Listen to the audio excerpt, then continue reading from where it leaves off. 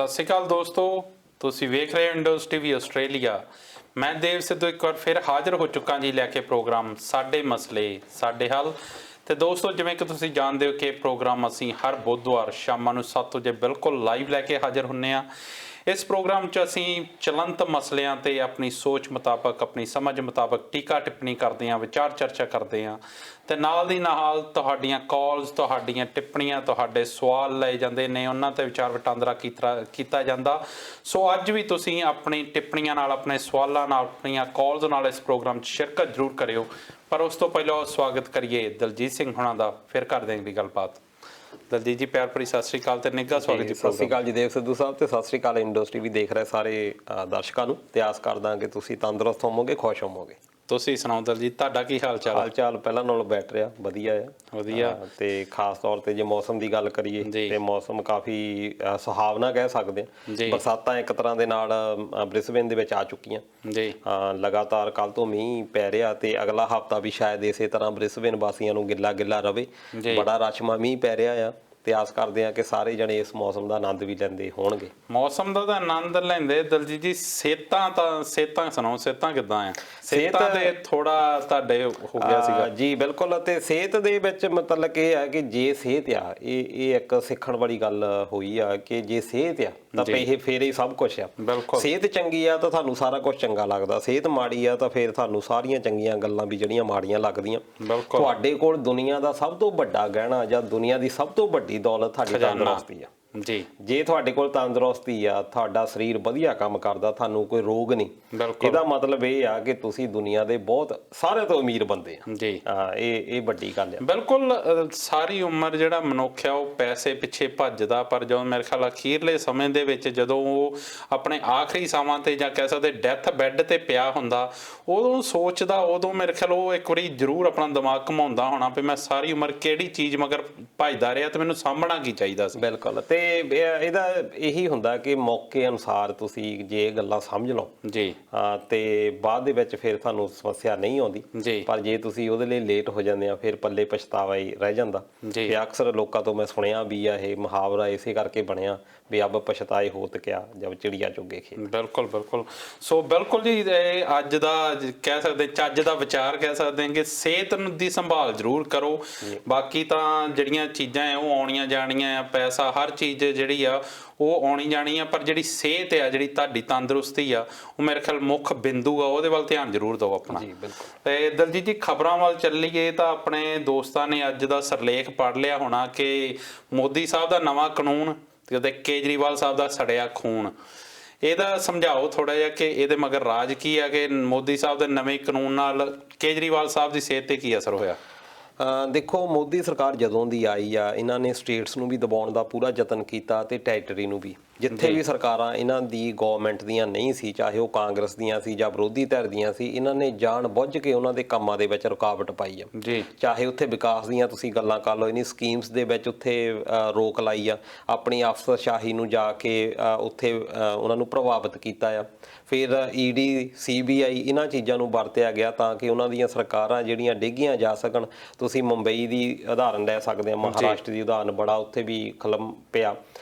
ਫਿਰ ਤੁਸੀਂ ਕਰਨਾਟਕ ਦੇ ਵਿੱਚ ਦੇਖੋ ਕਿ ਕਰਨਾਟਕ ਦੇ ਵਿੱਚ ਜਿਹੜੀ ਬੜੀ ਵਧੀਆ ਸਰਕਾਰ ਚੱਲਦੀ ਸੀ ਸੰਯੁਕਤ ਜਨਤਾ ਦਲ ਦੀ, ਉਹਨੂੰ ਤੋੜ ਕੇ ਫਿਰ ਆਪਣੀ ਜਿਹੜੀ ਸਰਕਾਰ ਆ ਬਣਾਈ, ਉਹਨਾਂ ਦੇ ਬੰਦੇ ਤੋੜ ਕੇ। ਮੱਧ ਪ੍ਰਦੇਸ਼ ਦੇ ਵਿੱਚ ਤੁਹਾਨੂੰ ਪਤਾ ਹੋਣਾ ਕਿ ਮਾਧਵ ਰਾਓ ਸਿੰਧੀਆ ਨੂੰ ਉੱਥੋਂ ਕਾਂਗਰਸ ਵੱਲੋਂ ਪੱਟ ਕੇ ਕਮਲ ਨਾਥ ਦੀ ਸਰਕਾਰ ਤੋੜੀ, ਉਸ ਤੋਂ ਬਾਅਦ ਆਪਣੀ ਸਰਕਾਰ ਜਿਹੜੀ ਆ ਬਣਾਈ ਆ।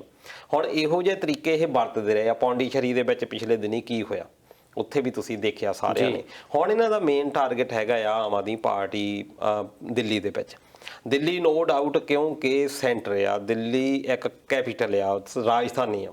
ਇਸ ਕਰਕੇ ਰਾਜਧਾਨੀ ਦੇ ਵਿੱਚ ਜੋ ਗੱਲ ਹੁੰਦੀ ਆ ਉਹ ਦੁਨੀਆ ਤੱਕ ਬਹੁਤ ਛੇਤੀ ਪਹੁੰਚਦੀ ਆ।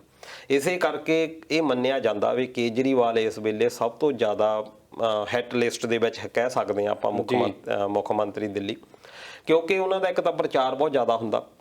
ਕਿਉਂਕਿ ਇੱਕ ਜਿਹੜਾ ਮੁੱਖ ਮੰਤਰੀ ਉੱਧਰ ਅਸਾਮ ਦਾ ਜਾਂ ਰੱਖ ਲਓ ਜਾਂ ਤੁਸੀਂ ਮੇਘਾਲਿਆ ਦਾ ਰੱਖ ਲਓ, ਉਹਨਾਂ ਦੀ ਪਹੁੰਚ ਦਿੱਲੀ ਤੋਂ ਬਹੁਤ ਜ਼ਿਆਦਾ ਆ, ਮੀਡੀਆ ਤੋਂ ਦੂਰ ਆ ਬਣੇ ਹੋਏ। ਉਹ ਜਿੰਨਾ ਮਰਜ਼ੀ ਕੰਮ ਕਰ ਲੈਣ, ਉਹ ਇੱਕ ਮੁੱਖ ਸੁਰਖੀਆਂ ਦੇ ਵਿੱਚ ਨਹੀਂ ਆਉਂਦੇ ਜੀ। ਕੇਜਰੀਵਾਲ ਕਿਉਂਕਿ ਬੈਠਾ ਹੀ ਉੱਥੇ ਆ ਜਿੱਥੇ ਮੋਦੀ ਸਰਕਾਰ ਬੈਠੀ ਹੈ, ਇਸ ਕਰਕੇ ਉਹਨਾਂ ਦਾ ਕੋਈ ਵੀ ਜਿਹੜਾ ਕੰਮ ਆ ਉਹ ਪ੍ਰਭਾਵਿਤ ਕਰਦਾ ਜੀ। ਹੁਣ ਆ ਪਿਛਲੇ ਦਿਨੀ ਉਪ ਚੋਣਾਂ ਹੋਈਆਂ ਸੀ ਅਸੈਂਬਲੀ ਦੀਆਂ, ਉਹਦੇ ਵਿੱਚ ਵੀ ਭਾਜਪਾ ਹਾਰੀ ਆ। ਫਿਰ ਜਿਹੜੀਆਂ ਨਗਰ ਕੌਂਸਲ ਦੀਆਂ ਜਾਂ ਨਗਰ ਨਿਗਮ ਦੀਆਂ ਆਪਾਂ ਕਹਿ ਦਈਏ ਜੀ, ਹਾਂ, ਉਹਦੇ ਵਿੱਚ ਚੋਣਾਂ ਦੇ ਵਿੱਚ ਵੀ ਉਹਨਾਂ ਨੂੰ ਹਾਰ ਜਿਹੜੀ ਉਪ ਚੋਣਾਂ ਦੇ ਵਿੱਚ ਹੋਈ ਆ ਜੀ। ਉਸ ਤੋਂ ਬਾਅਦ ਭਾਜਪਾ ਨੂੰ ਲੱਗਦਾ ਕਿ ਸਾਡਾ ਜਿਹੜਾ ਕਿਰਦਾਰ ਆ ਹਮੇਸ਼ਾ ਡਿੱਗਦਾ ਰਿਹਾ। ਪਹਿਲਾਂ ਵੀ ਇਹਨਾਂ ਨੇ ਇਦਾਂ ਹੀ ਹੋਈ ਆ।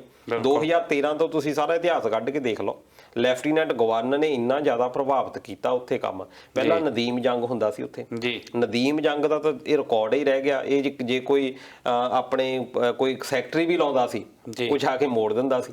ਕਿਉਂਕਿ ਦੇਖੋ ਪਹਿਲਾਂ ਸਾਨੂੰ ਇਹ ਦਰਸ਼ਕਾਂ ਨੂੰ ਇਹ ਜ਼ਰੂਰ ਪਤਾ ਵੀ ਹੋਏਗਾ ਜਾਂ ਸਮਝਣਾ ਪੈਣਾ ਕਿ ਸਟੇਟਸ ਤੇ ਟੈਰੀਟਰੀ ਦੇ ਵਿੱਚ ਫਰਕ ਕੀ ਹੈ। ਬਿਲਕੁਲ, ਸਟੇਟਸ ਜਿਹੜੀ ਹੈ ਇੱਕ ਫੁੱਲੀ ਗਵਰਨਮੈਂਟ ਆ, ਜਿਹਦੇ ਵਿੱਚ ਜਿੱਦਾਂ ਆਪਣੇ ਪੰਜਾਬ ਦੀ ਰੱਖ ਲਓ, ਕੈਪਟਨ ਅਮਰਿੰਦਰ ਸਿੰਘ ਉਹਦਾ ਕਹਿ ਲਓ ਕਿ ਉਹਦਾ ਮਾਲਕ ਆ, ਉਹ ਸਰਕਾਰ ਦਾ। ਉਹ ਸਰਕਾਰ ਜਿਹੜੀ ਆ ਲਾਅ ਵੀ ਬਣਾ ਸਕਦੀ ਆ, ਗਵਰਨਰ ਉਹਦੇ ਉੱਤੇ ਸਾਈਨ ਕਰਦਾ ਜੀ। ਸਰਕਾਰ ਦੇ ਕੋਲ ਲੋਕਾਂ ਦੀ ਚੁਣੀ ਹੋਈ ਸਰਕਾਰ ਦੇ ਅਧੀਨ ਆ।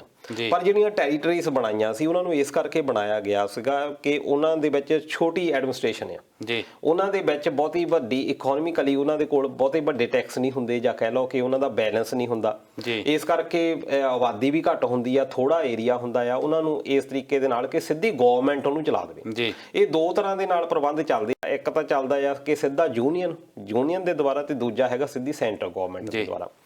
ਇੰਡੀਆ ਦੇ ਵਿੱਚ ਦਿੱਲੀ ਤੇ ਇੱਕ ਪੌਂਡੀਚੇਰੀ ਇਦਾਂ ਦੇ ਟੈਰੀਟਰੀਜ਼ ਹੈਗੀਆਂ ਜਿਹੜੀਆਂ ਕਿ ਯੂਨੀਅਨ ਦੇ ਦੁਆਰਾ ਜਾਂ ਵਿਧਾਨ ਮੰਡਲ ਜਿਹਨੂੰ ਆਪਾਂ ਕਹਿ ਦਈਏ ਲੈਜਿਸਲੇਸ਼ਨ, ਉਹਦੇ ਦੁਆਰਾ ਇਹ ਚਲਾਈ ਜਾਂਦੀ ਆ।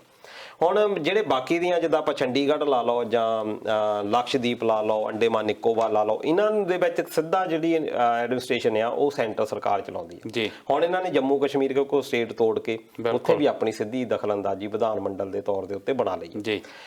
ਹੁਣ ਇੱਥੇ ਇਹਨਾਂ ਨੇ ਕਾਨੂੰਨ ਪਹਿਲਾਂ ਕੀ ਸੀ ਕਿ ਕਾਨੂੰਨ ਜਿਹੜਾ ਬਣਾਇਆ ਸੀ 1991 ਦੇ ਵਿੱਚ, ਕੈਪੀਟਲ ਦਿੱਲੀ ਦਾ ਜਿਹੜਾ ਐਕਟ ਆ 1991 ਦਾ, ਉਹਦੇ ਵਿੱਚ ਇੱਕ ਜ਼ਮੀਨ, ਇੱਕ ਪੁਲਿਸ ਤੇ ਇੱਕ ਅਮਨ ਕਾਨੂੰਨ ਦੀ ਸਥਿਤੀ, ਇਹ ਤਿੰਨ ਚੀਜ਼ਾਂ ਸੀ ਜਿਹਦੇ ਵਿੱਚ ਕਿ ਜਿਹੜੀ ਦਿੱਲੀ ਦੀ ਸਰਕਾਰ ਚੁਣੀ ਹੋਈ ਆ ਉਹ ਇੰਟਰਫੇਅਰ ਨਹੀਂ ਸੀ ਕਰ ਸਕਦੀ। ਪਰ ਜਿਹੜੀ ਸੈਂਟਰ ਸਰਕਾਰ ਆ ਉਹ ਇਹ ਤਿੰਨ ਚੀਜ਼ਾਂ ਦੇਖਦੀ ਸੀ। ਹੁਣ ਮੋਦੀ ਸਰਕਾਰ ਨੇ ਇੱਕ ਨਵਾਂ ਲਾਅ ਲੈ ਕੇ ਆਂਦਾ, ਉਹਦੇ ਵਿੱਚ ਉਹਨਾਂ ਨੇ ਕਿਹਾ ਕਿ ਕੋਈ ਵੀ ਬਿੱਲ ਪਾਸ ਕਰਨਾ, ਕੋਈ ਵੀ ਕਮੇਟੀ ਬਣਾਉਣੀ ਆ, ਡੇ ਟੂ ਡੇ ਦਾ ਕੋਈ ਵੀ ਮੈਟਰ ਹੁੰਦਾ, ਮੰਨ ਲਓ ਕਿ ਕੇਜਰੀਵਾਲ ਕੋਲੋਂ ਪਹਿਲਾਂ ਲੈਫਟੀਨੈਂਟ ਜਿਹੜਾ ਗਵਰਨਰ ਆ ਉੱਥੇ ਬੈਠਾ ਹੋਇਆ, ਇਸ ਵੇਲੇ ਅਨਿਲ ਬਾਈਜਲ ਹੋਣੀ ਹੈਗੇ ਆ, ਉਹਨਾਂ ਤੋਂ ਪਰਮਿਸ਼ਨ ਲੈਣੀ ਪੈਣੀ ਆ, ਉਹਨਾਂ ਕੋਲ ਫਾਈਲ ਭੇਜਣੀ ਪੈਣੀ ਆ। ਇੱਕ ਤਰ੍ਹਾਂ ਕਹਿ ਦੋ ਕਿ ਉਹਨੂੰ ਹੈਂਡੀਕੈਪਟ ਬਣਾਤਾ ਕੇਜਰੀਵਾਲ ਨੂੰ। ਲੋਕ ਸਭਾ ਦੇ ਵਿੱਚ ਇਹ ਬਿੱਲ ਤਾਂ ਤੁਹਾਨੂੰ ਪਤਾ ਹੀ ਹੈ ਕਿ ਮੈਜੋਰਟੀ ਦੇ ਵਿੱਚ ਆ ਬੀਜੇਪੀ ਸਰਕਾਰ, ਤੇ ਉਹ ਤਾਂ ਪਾਸ ਹੋ ਹੀ ਜਾਣਾ। ਪਰ ਨਾਲ ਦੀ ਨਾਲ ਜਦੋਂ ਨਦੀਮ ਜੰਗ ਦੇ ਨਾਲ ਇਹਦਾ ਰੌਲਾ ਪੈਂਦਾ ਹੁੰਦਾ ਸੀ ਕੇਜਰੀਵਾਲ ਦਾ, ਉਸ ਵੇਲੇ ਵੀ ਇਹਨੇ ਧਰਨੇ ਵਗੈਰਾ ਦਿੱਤੇ। ਫਿਰ ਸੁਪਰੀਮ ਕੋਰਟ ਦੇ ਵਿੱਚ ਗਿਆ 4 ਜੁਲਾਈ 2018 ਦੇ ਵਿੱਚ ਸੁਪਰੀਮ ਕੋਰਟ ਨੇ ਡਿਸੀਜਨ ਦਿੱਤਾ ਸੀ ਕਿ ਜਿਹੜਾ ਲੈਫਟੀਨੈਂਟ ਗਵਰਨਰ ਆ ਉਹ ਇੰਟਰਫੇਅਰ ਨਹੀਂ ਕਰੂਗਾ ਦਿੱਲੀ ਸਰਕਾਰ ਦੇ ਵਿੱਚ। ਹੁਣ ਇਹ ਸਮਝ ਨਹੀਂ ਲੱਗਦੀ ਵੀ ਕਿਹੜੇ ਬੰਦਿਆਂ ਨੇ ਇਦਾਂ ਦਾ ਕਾਨੂੰਨ ਬਣਾ ਲਿਆ ਕਿ ਸੁਪਰੀਮ ਕੋਰਟ ਦੀ ਜਿਹੜੀ ਵਰਡਿੰਗ ਹੋਈ ਆ, ਵਰਡਿਕਟ ਹੋਇਆ, ਉਹਦੇ ਅਗੇਂਸਟ ਜਾ ਕੇ ਇਹ ਬਿੱਲ ਬਣਾਇਆ। ਮੈਂ ਤਾਂ ਉਹ ਕਮਾਲ ਮੰਨਦਾ ਉਹਨਾਂ ਬੰਦਿਆਂ ਨੂੰ, ਉਹਨਾਂ ਬਿਊਰੋਕ੍ਰੇਸੀ ਦੇ ਜਿਹਨਾਂ ਲੋਕਾਂ ਨੂੰ ਇਹ ਨਹੀਂ ਅਕਲ ਕਿ ਜਦ ਸੁਪਰੀਮ ਕੋਰਟ ਨੇ ਕਹਿ ਦਿੱਤਾ ਆ ਕਿ ਤੁਸੀਂ ਲੋਕਾਂ ਦੀ ਚੁਣੀ ਹੋਈ ਸਰਕਾਰ ਆ, ਤੇ ਵੋਟਾਂ ਕਿਉਂ ਪਵਾਉਂਦੇ ਆ ਤੁਸੀਂ? ਹੁਣ ਇੱਥੇ ਦਲਜੀਤ ਜੀ ਇੱਕ ਸਵਾਲ ਖੜਾ ਹੁੰਦਾ, ਜਿੱਦਾਂ ਤੁਸੀਂ ਕਿਹਾ ਕਿ ਪਹਿਲੋਂ ਵੀ ਇਹ ਰੌਲਾ ਪੈਂਦਾ ਰਿਹਾ ਆ, ਜਿੱਦਾਂ ਕੇਜਰੀਵਾਲ ਹੁਣੀ ਧਰਨਾ ਪਹਿਲੋਂ ਵੀ ਦਿੰਦੇ ਰਹੇ ਕਿ ਸਾਨੂੰ ਕੰਮ ਨਹੀਂ ਕਰਨ ਦਿੱਤਾ ਜਾਂਦਾ, ਜਿਹੜਾ ਲੈਫਟੀਨੈਂਟ ਗਵਰਨਰ ਆ ਉਹਨਾਂ ਨੂੰ ਬਹੁਤ ਸਾਰੀਆਂ ਤਾਕਤਾਂ ਦਿੱਤੀਆਂ ਜਾਂਦੀਆਂ। ਉਸ ਤੋਂ ਬਾਅਦ ਸੁਪਰੀਮ ਕੋਰਟ ਵੱਲੋਂ ਇਹ ਜਿਹੜੀ ਚੀਜ਼ ਇੱਕ ਫੈਸਲਾ ਦਿੱਤਾ ਜਾਂਦਾ ਕਿ ਉਹ ਜਿਹੜੇ ਇੰਟਰਫੇਅਰ ਨਹੀਂ ਕਰ ਸਕਦੇ। ਉਸ ਤੋਂ ਬਾਅਦ ਵੀ ਹੁਣ ਮਾਨਯੋਗ ਸੁਪਰੀਮ ਕੋਰਟ ਨੂੰ ਸਰਵਉੱਚ ਮੰਨਿਆ ਜਾਂਦਾ ਦੇਸ਼ ਦੇ ਵਿੱਚ, ਉਹਦੇ ਤੇ ਜਿਹੜੀ ਕੇਂਦਰੀ ਸਰਕਾਰ ਦਾ ਵੀ ਪ੍ਰਭਾਵ ਕੋਈ ਨਹੀਂ ਹੁੰਦਾ, ਉਹ ਆਜ਼ਾਦ ਹੁੰਦੀ ਆ। ਪਰ ਜਿਸ ਤਰੀਕੇ ਨਾਲ ਉਹਦੇ ਫੈਸਲੇ ਦੇ ਖਿਲਾਫ ਜਾ ਕੇ ਮੋਦੀ ਸਰਕਾਰ ਇੱਕ ਨਵਾਂ ਕਾਨੂੰਨ ਲੈ ਕੇ ਆਉਂਦੀ ਆ, ਇਹ ਤਾਂ ਫਿਰ ਧੱਕਾਸ਼ਾਹੀ ਆ, ਜਾਂ ਕਹਿ ਸਕਦੇ ਕਿ ਲੋਕਤੰਤਰ ਦਾ ਕਤਲ। ਲੋਕਤੰਤਰ ਦਾ ਕਤਲ ਆ। 2018 ਦੇ ਵਿੱਚ 3 ਸਾਲ ਪਹਿਲਾਂ ਦੀ ਵਰਡਿਕਟ ਹੈ ਕਿ ਤੁਸੀਂ ਇੰਟਰਫੇਅਰ ਨਹੀਂ ਕਰਨਾ। ਕੈਰਨ ਬੇਦੀ ਜਿਹੜੀ ਕਿ ਲੈਫਟੀਨੈਂਟ ਗਵਰਨਰ ਸੀ ਪੌਂਡੀਚੇਰੀ ਦੇ ਵਿੱਚ, ਇਹਨੇ ਕੰਮੇ ਨਹੀਂ ਉੱਥੇ ਕਰਨ ਦਿੱਤਾ। ਜਾ ਕੇ ਪੁਲਿਸ ਵਾਲਿਆਂ ਨੂੰ ਦਬ ਕੇ ਮਾਰ ਦਿੰਦੀ ਸੀ, ਪੁਲਿਸ ਵਾਲਿਆਂ ਨੂੰ ਆਪ ਜਾ ਕੇ ਚਲਾਨ ਦੇ ਵਗੈਰਾ ਤੇ ਤੁਸੀਂ ਕੱਟਦੇ ਕਿਉਂ ਨਹੀਂ? ਕਿਉਂਕਿ ਆਪ ਪੁਲਿਸ ਵਾਂਗੂ ਕੰਮ ਕੀਤਾ, ਉਹ ਬੰਦੇ ਦੇ ਵਿੱਚ ਰਹਿੰਦਾ ਹੀ ਆ। ਉਹਨਾਂ ਨੂੰ ਦੂਜਿਆਂ ਨੂੰ ਦਬ ਕੇ ਮਾਰਦੀ ਸੀ ਇਹ।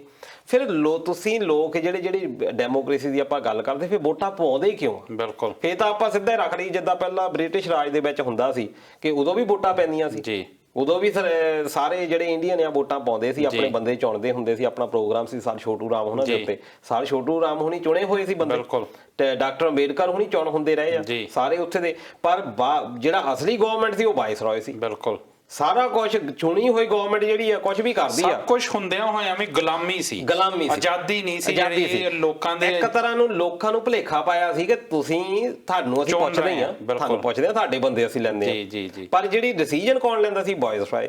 ਹੁਣ ਉਸ ਸੇਮ ਸਿਸਟਮ ਨੂੰ ਮੋਦੀ ਗਵਰਨਮੈਂਟ ਨੇ ਲਾਗੂ ਕਰ ਦਿੱਤਾ ਜੀ। ਉੱਥੇ ਕੈਰਨ ਬੇਦੀ ਦੇ ਚੱਕਰ ਦੇ ਵਿੱਚ ਹੁਣ ਇੱਥੇ ਸਟੇਟ ਜੀ ਕਹਿੰਦੇ ਆ ਕਿ ਜੀ ਜੰਮੂ ਕਸ਼ਮੀਰ ਦੀ ਸਟੇਟ ਹਟਾ ਦਿੱਤੀ ਆ, ਪਰ ਅਸਲੀ ਵਿੱਚ ਕੀ ਆ ਕਿ ਉੱਥੇ ਦੀ ਜਿਹੜੀ ਸਟੇਟ ਗਵਰਨਮੈਂਟ ਆ ਉਹ ਇੱਕ ਤਰ੍ਹਾਂ ਦਾ ਕਹਿ ਦੋ ਕਿ ਬਾਗੀ ਵੀ ਚੱਲਦੀ ਰਹੀ ਆ ਜੀ, ਉਹ ਇਹਨਾਂ ਦੀ ਗੱਲ ਮੰਨਦੀ ਵੀ ਨਹੀਂ ਰਹੀ। ਇਹਨਾਂ ਨੇ ਹੁਣ ਕੀ ਸੋਚਿਆ ਕਿ ਅਸੀਂ ਸਿੱਧਾ ਇੰਟਰਫੇਅਰ ਉੱਥੇ ਤੱਕ ਕਰੀਏ, ਅਸੀਂ ਜੋ ਵੀ ਕਰਨਾ ਆ ਅਸੀਂ ਸਿੱਧਾ, ਸਾਨੂੰ ਕੋਈ ਦਖਲਅੰਦਾਜ਼ੀ ਨਾ ਹੋਵੇ। ਜਦੋਂ ਪਹਿਲਾਂ ਕੀ ਸੀ ਧਾਰਾ 370 ਉਹ ਰੋਕਦੀ ਸੀ ਇਹਨਾਂ ਨੂੰ ਕਿਸੇ ਵੀ ਤਰ੍ਹਾਂ ਦੀ ਇੰਟਰਫੇਅਰ ਕਰਨ ਲਈ, ਪਰ ਉਹਨੂੰ ਟੈਰੀਟਰੀ ਬਣਾ ਕੇ ਉਸ ਚੀਜ਼ ਨੂੰ ਯੂਜ਼ ਕਰਕੇ ਉੱਥੇ ਵੀ ਜਾ ਕੇ ਇੰਟਰਫੇਅਰ ਕੀਤਾ।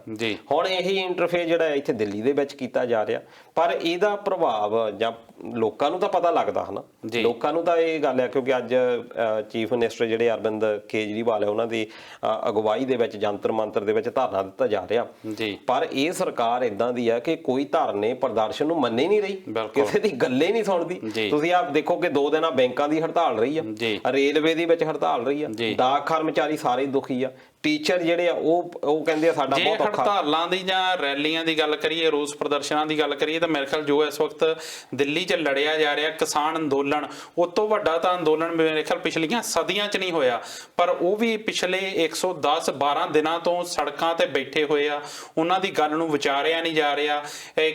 ਇੱਕ ਦੋ ਜਿਹੜੀਆਂ ਮੀਟਿੰਗਾਂ ਜਿਹੜੀਆਂ ਕਰਕੇ 8-10 ਮੀਟਿੰਗਾਂ ਕਰਕੇ ਉਹ 'ਚੋਂ ਵੀ ਕੀ ਕੱਢਿਆ ਗਿਆ, ਕਿੰਨੀ ਕਿ ਸੁਹਿਰਦਤਾ ਨਾਲ ਉਹਨਾਂ ਦੀ ਗੱਲ ਸੁਣੀ ਗਈ, ਕਿੰਨਾ ਕੁ ਉੱਤੇ ਫੈਸਲਾ ਦੇ ਵਿਚਾਰ ਨਾਲ ਉਹ ਮੀਟਿੰਗਾਂ ਕੀਤੀਆਂ ਗਈਆਂ, ਉਹ ਸਾਰਾ ਕੁਝ ਸਾਡੇ ਸਾਹਮਣੇ ਹੀ ਆ। ਦੇਖੋ ਉਹਦੇ ਬਾਰੇ ਤਾਂ ਹੁਣ ਗੱਲੇ ਨਹੀਂ ਕਰਦਾ ਕੋਈ। ਜੇ ਆਪਾਂ ਕਿਸਾਨ ਮੋਰਚੇ ਦੀ ਗੱਲ ਕਰੀਏ, ਇੰਨੇ ਉਹ ਭਿਆਨਕ ਹਾਲਾਤਾਂ ਦੇ ਵਿੱਚ ਆ, ਪਿਛਲੇ ਦਿਨੀ ਮੀਂਹ ਇੰਨਾ ਪਿਆ ਤੇ ਫਿਰ ਹੁਣ ਧੁੱਪ ਕਿੰਨੀ ਪੈਣ ਲੱਗ ਗਈ ਆ, ਫਰਵਰੀ ਮਹੀਨੇ ਤੋਂ ਹੀ ਗਰਮੀ ਸ਼ੁਰੂ ਹੋ ਗਈ ਆ, ਤੇ ਖਾਸ ਤੌਰ ਤੇ ਦਿੱਲੀ ਤਾਂ ਪਹਿਲਾਂ ਹੀ ਹੌਟ ਹੋਣਾ ਸ਼ੁਰੂ ਹੋ ਜਾਂਦਾ, ਉੱਥੇ ਫਿਰ ਵੀ ਉਹ ਬੈਠੇ ਕੋਈ ਸੁਣਵਾਈ ਨਹੀਂ।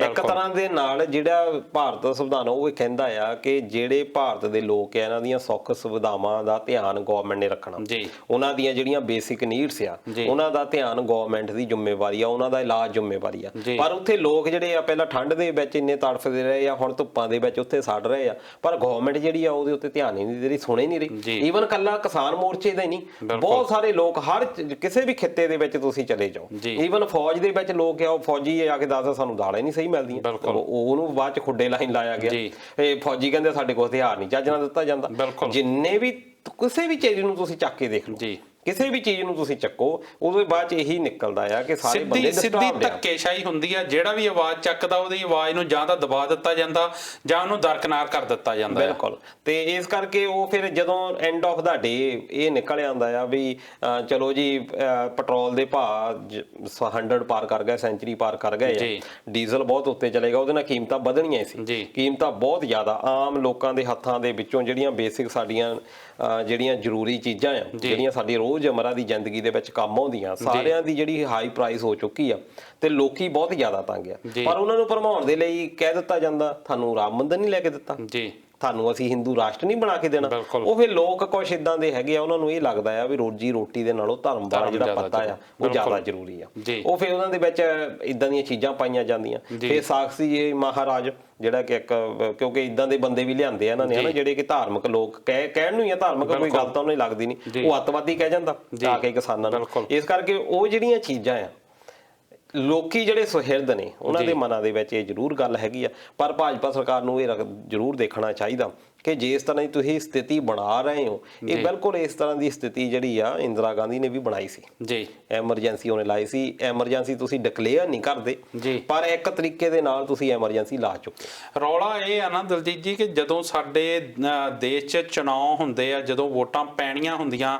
ਉਦੋਂ ਵੱਡੇ ਵੱਡੇ ਲਾਰੇ ਕਹਿ ਲਓ ਜਾਂ ਵਾਅਦੇ ਕਹਿ ਲਓ ਉਹ ਕੀਤੇ ਜਾਂਦੇ ਆ, ਮੈਨੀਫੈਸਟੋ 'ਚ ਬਹੁਤ ਵੱਡੇ ਵੱਡੇ ਲੰਬੇ ਲੰਬੇ ਮੈਨੀਫੈਸਟੋ ਤਿਆਰ ਕੀਤੇ ਜਾਂਦੇ ਆ, ਪਰ ਉਹ ਬਾਅਦ ਚੋਂ ਉਹਨਾਂ ਵਾਅਦਿਆਂ ਨੂੰ ਚੁਣਾਵੀ ਜੁਮਲੇ ਕਹਿ ਦਿੱਤਾ ਜਾਂਦਾ ਤੇ ਕੋਈ ਪੁੱਛ ਗਿੱਛ ਨਹੀਂ ਹੁੰਦੀ, ਉੱਤੇ ਕੋਈ ਸੁਣਵਾਈ ਨਹੀਂ ਕਿ ਕਿੰਨੀ ਜਿਹੜੀ ਸਰਕਾਰ ਆਈ ਉਹ ਕੀ ਕਹਿ ਕੇ ਆਈ ਤੇ ਉਹਨੇ ਕੀਤਾ ਕੀ ਆਪਣੇ 5 ਸਾਲਾਂ 'ਚ। ਹੁਣ ਤੁਸੀਂ ਦੇਖੋ ਕਿ OCI ਆਪਣੇ ਕੋਲ ਆ ਜੀ। OCI ਵਾਲੇ ਆਪਾਂ ਬੜੇ ਆਪਣੇ ਆਪ ਨੂੰ ਸਮਝਦੇ ਸੀ ਵੀ ਅਸੀਂ ਬੜੇ ਸੇਫ ਆ। ਬਿਲਕੁਲ। ਜਿੰਨੀਆਂ ਕੰਡੀਸ਼ਨਸ ਆ ਹੁਣ ਲੈ ਕੇ ਆਏ ਆ ਇਹ OCI ਵਾਲੇ ਲੋਕਾਂ ਨੂੰ ਥੋੜਾ ਦੇਰ ਤੱਕ ਪਤਾ ਲੱਗ ਜਾਣਾ। ਉਹਦੇ ਵਿੱਚ ਜਿੱਦਾਂ ਹੁਣ ਆਪਾਂ ਮੀਡੀਆ ਦੇ ਵੇਲੇ ਕੰਮ ਕਰਦੇ ਆ, ਜਦੋਂ ਦਿੱਲੀ 에ਅਰਪੋਰਟ ਦੇ ਉੱਤੇ ਸਾਡੀ ਇਨਵੈਸਟੀਗੇਸ਼ਨ ਇਸ ਗੱਲ ਦੀ ਹੋਣੀ ਆ, ਅਸੀਂ ਕੋਈ ਵੀ ਸਰਕਾਰ ਦੇ ਖਿਲਾਫ ਬੋਲੇ ਆ ਉਹ ਗ੍ਰਿਫਤਾਰੀ ਹੋ ਸਕਦੀ ਆ। ਕੱਲਾ ਮੈਂ ਡਰਾ ਨਹੀਂ ਕਰ ਰਿਹਾ, ਇਹ ਕਹਿ ਰਹੇ ਆ ਕਿ ਸਾਡੀ ਪਰਮਿਸ਼ਨ ਜਿਹੜੀ ਆ ਤੁਹਾਨੂੰ ਹੁਣ ਲੈਣੀ ਪੈਣੀ ਆ। ਜਦੋਂ ਤੁਸੀਂ ਕੋਈ ਵੀ ਕੰਮ ਕਰਦੇ ਆ ਇਦਾਂ ਦਾ, ਚਾਹੇ ਉਹ ਪੱਤਰਕਾਰੀ ਦਾ ਕੰਮ ਕਰਦੇ ਆ ਜਾਂ ਵੈਸੇ ਕੋਈ ਤੁਹਾਨੂੰ ਲੱਗਦਾ ਆ ਕਿ ਦੇਸ਼ ਦੇ ਲਈ ਜਿਹੜਾ ਲੱਗਦਾ ਤੁਹਾਨੂੰ ਵੀ ਦੇਸ਼ ਦੇ ਹਿੱਤਾਂ ਦੇ ਲਈ ਵੀ ਭਾਵੇਂ ਕੰਮ ਹੋਵੇ, ਉਹਨੂੰ ਦੇਸ਼ ਦਾ ਜਿਹੜਾ ਖਤਰਾ ਮਹਿਸੂਸ ਕਰਦਾ ਇਹ। ਬਿਲਕੁਲ। ਤੇ ਉਹ ਜਦੋਂ ਲੋਕਾਂ ਨੂੰ ਇਹਦਾ ਟਾਰਗੇਟ ਕੀਤਾ ਜਾਣਾ ਉਹ ਇਸੇ ਲਈ ਹੁੰਦਾ ਕਿ ਤੁਸੀਂ ਦਬਾਓ ਲੋਕਾਂ ਦੀਆਂ ਜਿਹੜੀਆਂ ਆਵਾਜ਼ਾਂ ਆ, ਜਿਹੜਾ ਲੋਕਾਂ ਦੀ ਹੱਕ ਦੀ ਗੱਲ ਕਰੂੰਗਾ ਉਹਨੂੰ ਦਬਾਓ। ਬਿਲਕੁਲ। ਤੇ ਪਰ ਇਹ ਇੱਕ ਇਦਾਂ ਦੀ ਸਥਿਤੀ ਹੋ ਗਈ ਆ। ਤੁਸੀਂ ਦੇਖੋ ਕਿ ਕੱਲ ਜਿਹੜੀ ਇੰਗਲੈਂਡ ਦੀ ਸੰਸਦ ਦੇ ਵਿੱਚ ਇਹ ਗੱਲਾਂ ਹੋਈਆਂ ਕਿ ਭਾਰਤ ਵਰਗਾ ਜਿਹੜਾ ਡੈਮੋਕ੍ਰੈਟਿਕ ਕੰਟਰੀ ਆ ਉਹਦੇ ਵਿੱਚ ਕੋਈ ਡੈਮੋਕ੍ਰੈਟਿਕ ਚੀਜ਼ਾਂ ਹੈ ਨਹੀਂ। ਉੱਥੇ ਜਿਹੜਾ ਆ ਦਬਾਇਆ ਜਾ ਰਿਹਾ, ਗੈਰ ਜਮਹੂਰੀਅਤ ਦੀਆਂ ਜਿਹੜੀਆਂ ਗੱਲਾਂ ਹੋਈਆਂ। ਫਿਰ ਬਾਅਦ ਦੇ ਵਿੱਚ ਕੀ ਕਰਦੇ ਆ ਕਿ ਉਹਨਾਂ ਦਾ ਰਾਜਦੂਤ ਨੂੰ ਸੱਦਦੇ ਆ ਜੇ ਤੁਸੀਂ ਸਾਨੂੰ ਡੀਫੇਮ ਕਰਦੇ ਆ। ਪਰ ਖਾਸ ਤੌਰ ਤੇ ਕਿਉਂਕਿ ਅਪ੍ਰੈਲ ਮਹੀਨੇ ਦੇ ਵਿੱਚ ਬੋਰਿਸ ਜੌਨਸਨ ਹੁਣੀ ਜਿਹੜੇ ਕਿ ਪ੍ਰਾਈਮ ਮਿਨਿਸਟਰ ਆ ਇੰਗਲੈਂਡ ਦੇ, ਉਹ ਵੀ ਆ ਰਹੇ ਆ ਤੇ ਉਸ ਤੋਂ ਪਹਿਲਾਂ ਇਦਾਂ ਦੀਆਂ ਉੱਥੇ ਸੰਸਦ ਦੇ ਵਿੱਚ ਗੱਲਾਂ ਹੋਣੀਆਂ। ਇਹ ਜ਼ਰੂਰ ਮੋਦੀ ਸਾਹਿਬ ਨੂੰ ਸੋਚਣਾ ਚਾਹੀਦਾ। ਬਿਲਕੁਲ ਦਲਜੀਤ ਜੀ, ਉਹ ਕਹਿੰਦੇ ਹੁੰਦੇ ਕਿ ਜਿਹੜਾ ਅੱਤ ਹੁੰਦੀ, ਜਦੋਂ ਅੱਤ ਚੁੱਕੀ ਜਾਂਦੀ ਤੇ ਅੱਤ ਦਾ ਜਿਹੜਾ ਅੰਤ ਹੈ ਉਹ ਬਹੁਤ ਮਾੜਾ ਹੁੰਦਾ। ਸਾਨੂੰ ਇਹ ਨਹੀਂ ਭੁੱਲਣਾ ਚਾਹੀਦਾ ਕਿ ਸਾਡੇ ਕੋਲ ਕਿੰਨੀਆਂ ਸੀਟਾਂ ਆ। ਜਿੱਦਾਂ ਤੁਸੀਂ ਗੱਲ ਕੀਤੀ ਕਿ ਇਦਾਂ ਦਾ ਮਾਹੌਲ ਕਿਸੇ ਵੇਲੇ ਇੰਦਰਾ ਗਾਂਧੀ ਹੁਣਾਂ ਨੇ ਵੀ ਬਣਾਇਆ ਸੀ। ਸੋ ਲੋਕਤੰਤਰ ਦੇ ਵਿੱਚ ਲੋਕ ਵੱਡੇ ਹੁੰਦੇ, ਸਰਕਾਰਾਂ ਨਹੀਂ ਵੱਡੀਆਂ ਹੁੰਦੀਆਂ। ਬੇਸ਼ੱਕ ਜਿੰਨਾ ਮਰਜ਼ੀ ਅਸੀਂ ਲੋਕਤੰਤਰ ਦਾ ਘਾਣ ਕਰ ਲਈਏ, ਪਰ ਕਿਤੇ ਨਾ ਕਿਤੇ ਹਰ ਚੀਜ਼ ਦਾ ਅੰਤ ਹੁੰਦਾ। ਸੋ ਸਾਨੂੰ ਜਿਹੜੀਆਂ ਸਰਕਾਰਾਂ ਆ ਉਹਨਾਂ ਨੂੰ ਇਹ ਚੀਜ਼ ਭੁੱਲਣੀ ਨਹੀਂ ਚਾਹੀਦੀ। ਬਿਲਕੁਲ। ਪਰ ਦੇਖੋ ਇਹ ਚੀਜ਼ ਭੁੱਲਣੀ ਨਹੀਂ ਚਾਹੀਦੀ, ਪਰ ਇਹ ਸੱਤਾ ਦਾ ਨਸ਼ਾ ਇਦਾਂ ਦਾ ਦੇਖੋ ਸਾਹਿਬ, ਇਹ ਜਦੋਂ ਕੁਰਸੀ ਮਿਲ ਜਾਂਦੀ ਆ ਉਸ ਤੋਂ ਬਾਅਦ ਪਹਿਲਾਂ ਤੇ ਇਹ ਹੰਕਾਰ ਇੰਨਾ ਜ਼ਿਆਦਾ ਹਾਵੀ ਹੋ ਜਾਂਦਾ। ਜਦੋਂ ਮੈਂ ਬਾਰ-ਬਾਰ ਇਹ ਗੱਲਾਂ ਰਿਪੀਟ ਕਰਦਾ, ਬੜਾ ਮੈਂ ਸਿਰ ਝੁਕਾਉਂਦਾ ਹੁੰਦਾ ਕਿ ਫਸਟ ਜਿਹੜੀ ਕੈਬਨਿਟ ਬਣੀ ਆ, ਚਾਹੇ ਜਵਾਹਰ ਲਾਲ ਨਹਿਰੂ ਦੀ ਕਮਾਂਡ ਦੇ ਵਿੱਚ ਬਣੀ ਆ, ਉਹ ਲੋਕਾਂ ਦੇ ਅੱਗੇ ਸਿਰ ਝੁਕਦਾ ਸੀ। ਲਾਲ ਬਹਾਦਰ ਸ਼ਾਸਤਰੀ ਵਰਗੇ ਲੋਕ ਉੱਥੇ ਬੈਠੇ ਸਾਰੇ ਇਦਾਂ ਦੇ ਜਿਹੜੇ ਕਿ ਸਿਰਫ ਸੇਵਾ ਦੇ ਲਈ ਆਏ ਸੀ। ਸੇਵਾ ਸਿੰਘ ਠੀਕਰੀ ਵਾਲੇ ਸੁਤੰਤਰ, ਤੇਜਾ ਸਿੰਘ ਸੁਤੰਤਰ, ਉਹ ਸਾਰਿਆਂ ਦੀ ਜੇ ਆਪਾਂ ਜੀਵਨੀਆਂ ਪੜ੍ਹ ਕੇ ਦੇਖੀਏ ਤਾਂ ਸਾਨੂੰ ਲੱਗਦਾ ਆ ਵੀ ਯਾਰ ਇਹ ਵੀ ਬੰਦੇ ਸੀ ਜਿਹੜੇ ਕਿ ਲੋਕਾਂ ਦੇ ਹਿੱਤਾਂ ਦੇ ਲਈ ਸੀ। ਉਹਨਾਂ ਨੇ ਆਪਣਾ ਸਾਰਾ ਜਿਹੜਾ ਜੀਵਨ ਆ ਉਹ ਲੋਕਾਂ ਦੇ ਨਾਮ ਕਰਤਾ ਸੀ। ਲੋਕਾਂ ਸਾਰੀ ਜ਼ਿੰਦਗੀ ਆਪਣੇ ਸੰਘਰਸ਼ ਕਰਕੇ ਤੇ ਜਦੋਂ ਇਹਨਾਂ ਜਿਹੜਾ ਪਹੁੰਚੇ ਇਹਨਾਂ ਥਾਵਾਂ ਤੇ ਤਾਂ ਵੀ ਲੋਕਾਂ ਦੀ ਸੇਵਾ ਕੀਤੀ ਉਹਨਾਂ ਨੇ। ਦਲਜੀਤ ਜੀ, ਹੁਣ ਆਪਾਂ ਚੱਲੀਏ ਥੋੜਾ ਪੰਜਾਬ ਵੱਲ, ਪਰ ਪੰਜਾਬ ਵੱਲ ਜਾਣ ਤੋਂ ਪਹਿਲਾਂ ਮੈਂ ਆਪਣੇ ਦੋਸਤਾਂ ਨੂੰ ਇੱਕ ਅਪੀਲ ਜ਼ਰੂਰ ਕਰ ਦੇਣੀ ਚਾਹੁੰਦਾ ਕਿ ਜਿਸ ਤਰੀਕੇ ਅਸੀਂ ਤੁਹਾਨੂੰ ਦੱਸਿਆ ਕਿ ਤੁਸੀਂ ਲਾਈਵ ਕਾਲਸ ਵੀ ਕਰ ਸਕਦੇ ਹੋ। ਸੋ ਇੱਕ ਵਾਰੀ ਮੈਂ ਨੰਬਰ ਜ਼ਰੂਰ ਰਿਪੀਟ ਕਰ ਦਵਾਂ ਉਹਦਾ, ਤੁਸੀਂ 35589436।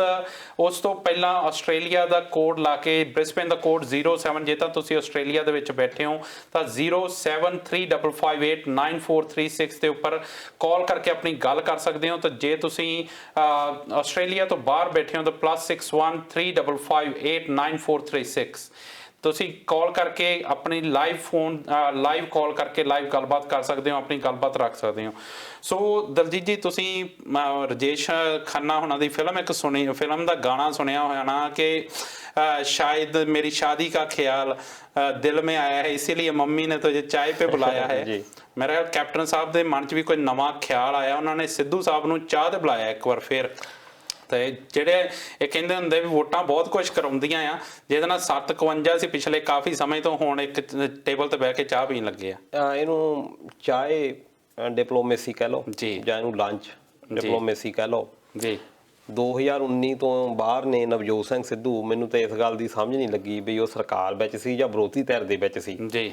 ਸਰਕਾਰ ਦਾ ਕੋਈ ਬਹੁਤਾ ਫਾਇਦਾ ਨਹੀਂ ਹੋਇਆ ਕਿਉਂਕਿ ਥੋੜੇ ਜਿਹਾ ਗਰਮ ਸੁਭਾਅ ਦੇ ਨੇ ਨਵਜੋਤ ਸਿੰਘ ਸਿੱਧੂ, ਜ਼ਿਆਦਾ ਤੱਤੇ ਵਗ ਜਾਂਦੇ ਨੇ ਜੀ।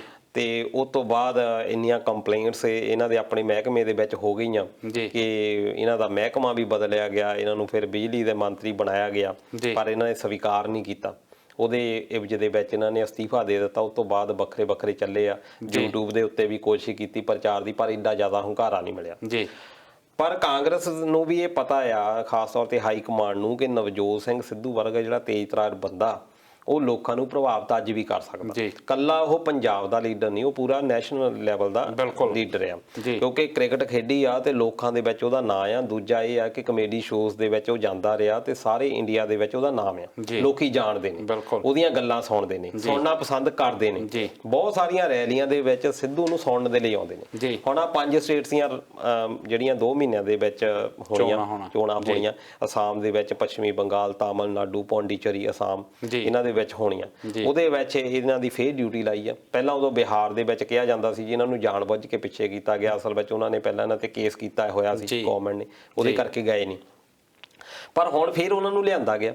ਫਿਰ ਨਵੰਬਰ ਮਹੀਨੇ ਦੇ ਵਿੱਚ ਪਹਿਲਾਂ ਤਾਂ ਕਾਫੀ ਇੱਕ ਦੂਜੇ ਦੇ ਖਿਲਾਫ ਵੀ ਬੋਲਦੇ ਰਹੇ ਆ, ਤੇ ਨਵੰਬਰ ਮਹੀਨੇ ਦੇ ਵਿੱਚ ਇਹ ਦੁਬਾਰਾ ਤੋਂ ਫਿਰ ਇਹਨਾਂ ਦਾ ਆਪਸ ਵਿੱਚ ਤਾਲਮੇਲ ਸ਼ੁਰੂ ਹੋਇਆ। ਫਿਰ ਉਸ ਤੋਂ ਬਾਅਦ ਇੱਕ ਟਰੈਕਟਰ ਰੈਲੀ, ਤੁਹਾਨੂੰ ਯਾਦ ਹੋਣਾ ਕਿਸਾਨ ਮੋਰਚੇ ਜਦੋਂ ਗੱਦੇ ਵਾਲੇ ਟਰੈਕਟਰ ਲਿਆਂਦੇ ਗਏ ਸੀ, ਉਦੋਂ ਵੀ ਇਹ ਆਏ ਸੀ ਤੇ ਰਾਹੁਲ ਗਾਂਧੀ ਹੁਣੀ ਦੇ ਨਾਲ ਰਹੇ ਆ। ਤਿਆਰੀ ਤਾਂ ਕੀਤੀ ਸੀ, ਪਰ ਵਿੱਚ ਜੇ ਇਹਨਾਂ ਨੂੰ ਜਿਹੜੀ ਉਹ ਟਰੈਕਟਰ ਵਾਲੀ ਸੀਟ ਹੈ ਉੱਤੇ ਬਹਿਣ ਦਾ ਮੌਕਾ ਨਹੀਂ ਮਿਲਿਆ। ਮੌਕਾ ਇਸ ਕਰਕੇ ਨਹੀਂ ਮਿਲਿਆ ਕਿ ਪਹਿਲੇ ਦਿਨ ਤਾਂ ਬਹੁਤ ਵਧੀਆ ਤਰੀਕੇ ਦੇ ਨਾਲ ਇਹਨਾਂ ਦੀ ਆਓ ਭਗਤ ਰਹੀ ਆ, ਲੋਕੀ ਵਧੀਆ ਤਰੀਕੇ ਦੇ ਨਾਲ ਦਿੰਦੇ ਰਹੇ, ਰੁਝਾਨ ਮਿਲਿਆ।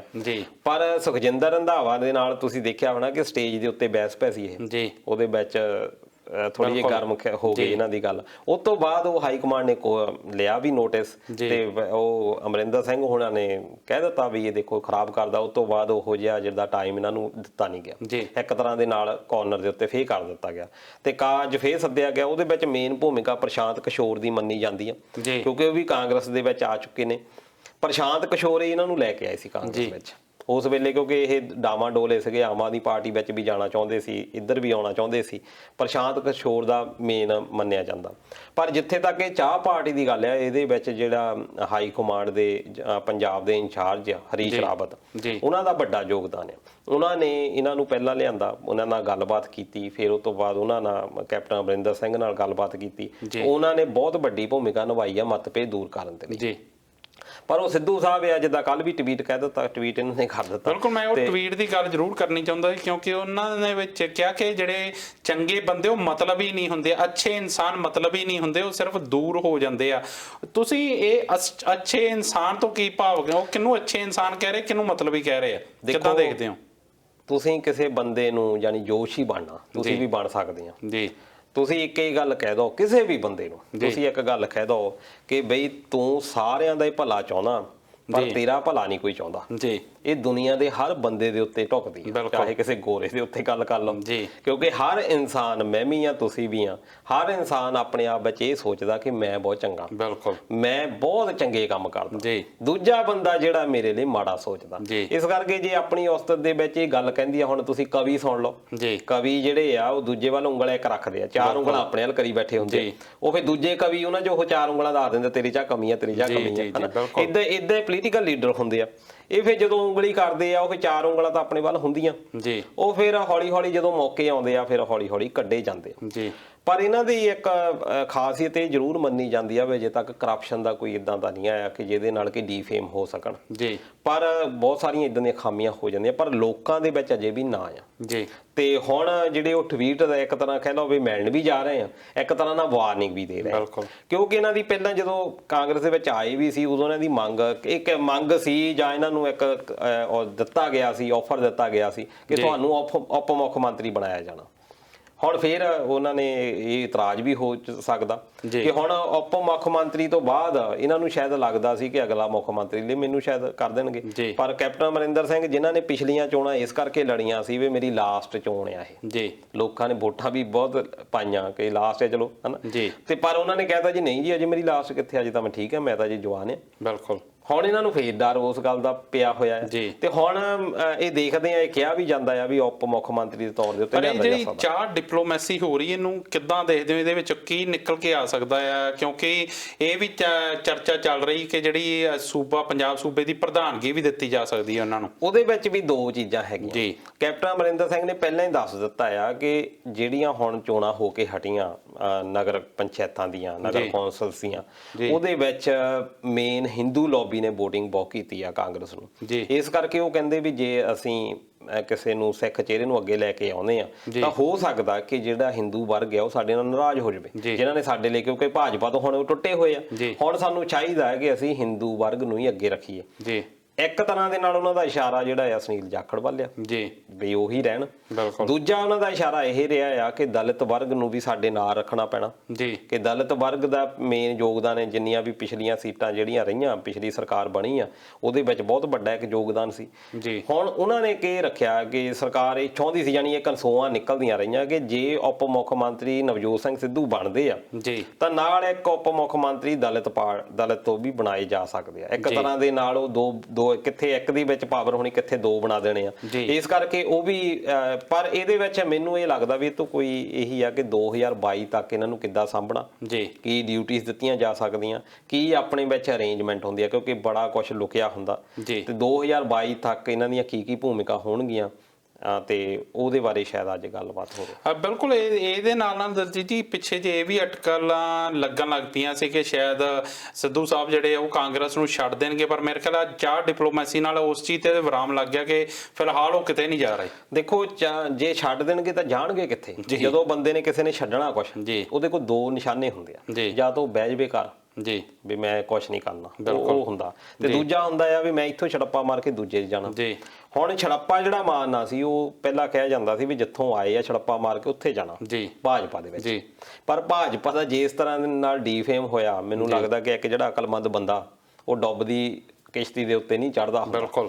ਇਸ ਕਰਕੇ ਪਤਾ ਹੀ ਆ ਸਾਰਿਆਂ ਨੂੰ ਵੀ ਖਾਸ ਤੌਰ ਤੇ ਪੰਜਾਬ ਦੀ ਜੇ ਅਸੀਂ ਗੱਲ ਕਰ ਲਈਏ, ਨੈਸ਼ਨਲ ਲੈਵਲ ਦੀ ਆਪਾਂ ਨਹੀਂ ਗੱਲ ਕਰਦੇ, ਪੰਜਾਬ ਲੈਵਲ ਦੇ ਉੱਤੇ ਭਾਜਪਾ ਦੇ ਜਿਹੜੇ ਆ ਡੁੱਬਦਾ ਬੇੜਾ ਆ। ਕੱਲ ਤੁਸੀਂ ਦੇਖਿਆ ਹੋਣਾ ਕਿ ਇੱਕ ਪਾਰਟੀ ਦੇ ਵਿੱਚ ਇੱਕ ਜ਼ਿਲ੍ਹਾ ਪ੍ਰਧਾਨ ਤੇ ਇੱਕ ਸਾਬਕਾ ਪ੍ਰਧਾਨ ਦੀ ਭਤੀਜੀ ਦੀ ਵਿਆਹ ਦੇ ਵਿੱਚ ਲੜੇ ਆ ਉੱਥੇ।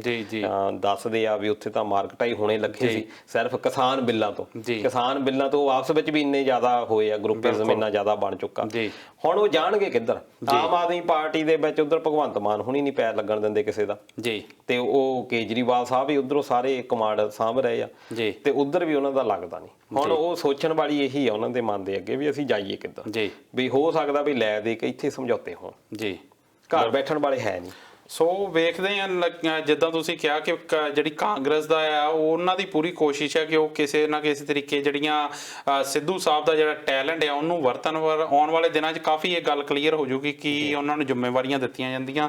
ਸੋ ਦਲਜੀਤ ਜੀ ਜਾਂਦੇ ਜਾਂਦੇ ਮੈਂ ਕਰੋਨਾ ਦੀ ਗੱਲ ਜ਼ਰੂਰ ਕਰਨੀ ਚਾਹੂੰਗਾ। ਕਰੋਨਾ ਇਸ ਵੇਲੇ ਦੁਬਾਰਾ ਕਹਿ ਸਕਦੇ ਸਿਰ ਚੱਕ ਰਿਹਾ ਜਾਂ ਬਹੁਤ ਜ਼ਿਆਦਾ ਤੇਜ਼ੀ ਨਾਲ ਵੱਧ ਰਿਹਾ। ਜੇ ਪੰਜਾਬ ਦੀ ਗੱਲ ਕਰੀਏ ਤਾਂ ਇੱਕੋ ਦਿਨ 'ਚ 1400 ਤੋਂ ਵੱਧ ਜਿਹੜੇ ਕੇਸ ਆ ਗਏ ਪੰਜਾਬ ਦੇ ਵਿੱਚ ਤੇ 38 ਮੌਤਾਂ ਹੋ ਗਈਆਂ। ਇਹਨੂੰ ਕਿੱਦਾਂ ਦੇਖਦੇ ਹੋ ਤੁਸੀਂ? ਇਹ ਫਿਰ ਇੱਕ ਵਾਰੀ ਮਹਾਮਾਰੀ ਆਈ ਆ। ਕੱਲ ਮੌਤਾਂ ਜਿਹੜੀਆਂ ਸਭ ਤੋਂ ਜ਼ਿਆਦਾ 9 ਜਿਹੜੀਆਂ ਮੌਤਾਂ ਆ ਉਹ ਜਲੰਧਰ ਜ਼ਿਲ੍ਹੇ 'ਚ ਹੋਈਆਂ, 8 ਪਟਿਆਲੇ ਹੋਈਆਂ। ਪਰ ਜਿਹੜੇ ਕੇਸ ਜ਼ਿਆਦਾ ਆਏ ਆ ਹੁਸ਼ਿਆਰਪੁਰ ਦੇ ਵਿੱਚ ਬਹੁਤ ਜ਼ਿਆਦਾ ਕੇਸ ਆ ਰਹੇ ਹੁਸ਼ਿਆਰਪੁਰ ਏਰੀਏ ਦੇ ਵਿੱਚ।